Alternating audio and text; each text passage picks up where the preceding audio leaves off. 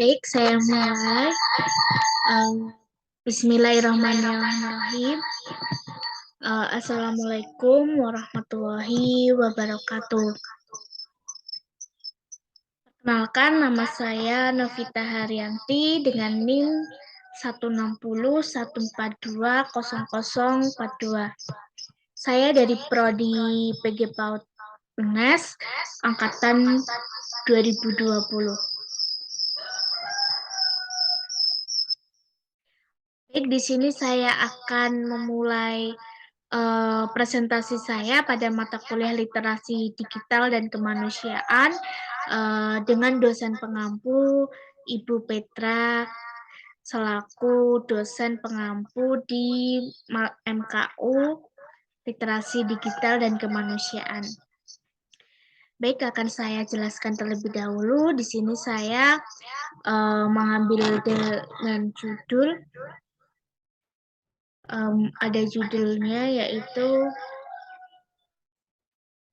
bagaimana pengaruh e-commerce terhadap mahasiswa.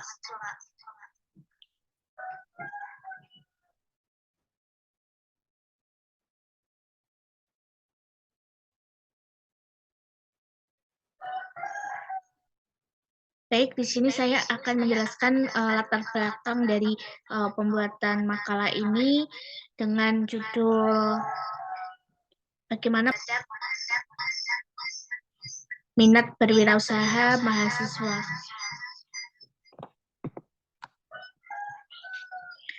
Nah, di sini ada menurut Loudon, pengertian e-commerce sendiri adalah suatu proses di mana konsumen menjual dan membeli barang secara elektronik, yaitu transaksi melalui bisnis ke bisnis dengan perantara komputer atau media elektronik lainnya. Sedangkan menurut David Baum tahun 1999 mendefinisikan e-commerce sebagai satu set teknologi dengan bentuk aplikasi dari proses bisnis yang menghubungkan bisnis lainnya, sehingga konsumen dan masyarakat melalui perdagangan elektronik dengan bertukar barang, jasa dari informasi secara elektronik. Kemudian ada istilah perdagangan elektronik itu sendiri untuk menggambarkan semua transaksi yang dilakukan melalui media elektronik yang saat ini mungkin sedang di Indonesia masih banyak dan penggunanya juga banyak juga. Nah, di sini dari e-commerce sendiri, apa pengertian dari berwirausaha sendiri dan bagaimana manfaat dan pengertian e-commerce tadi sudah dijelaskan di atas. Di awal saya menjelaskan bahwa e-commerce menurut beberapa ahli ada penjelasannya masing-masing. Sedangkan menurut Wong 2010, e-commerce adalah proses pembelian, penjualan, dan pemasaran barang dan jasa melalui sistem elektronik. Nah, di sini ada jenis-jenis e-commerce. Jenis e-commerce sendiri ada business to business, terus ada business to consumer, terus consumer to consumer, terus ada konsumen ke bisnis, kemudian bisnis to government, kemudian ada konsumen ke kan bagaimana masing-masing jenis-jenis dari bisnis tersebut. Dan ini ada beberapa manfaat dari e-commerce. Bagi pengusaha atau UMKM sangat banyak manfaatnya tentunya ya. Jadi meningkatkan pendapatan mereka lebih luas daripada mereka berjualan secara fisik tidak melalui media. Karena dengan media e-commerce, penjualan dari seorang pengusaha akan dikenal oleh masyarakat luas. Tidak hanya di dalam negeri saja, tetapi bisa juga dikenal oleh beberapa warga di luar negeri. Kemudian ada beberapa fitur atau yang dapat memudahkan seorang pengusaha e-commerce. Salah satunya yaitu mungkin saat ini yang bisa dipakai ada Shopee, Lazada, Bukalapak, dan lain-lain.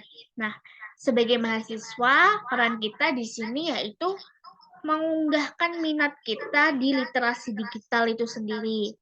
Jika kita sebagai mahasiswa tahu bagaimana peluang dari e-commerce, maka sebisa mungkin kita harus memberikan dampak yang positif di era digital yang semakin maju di Indonesia ini tentunya.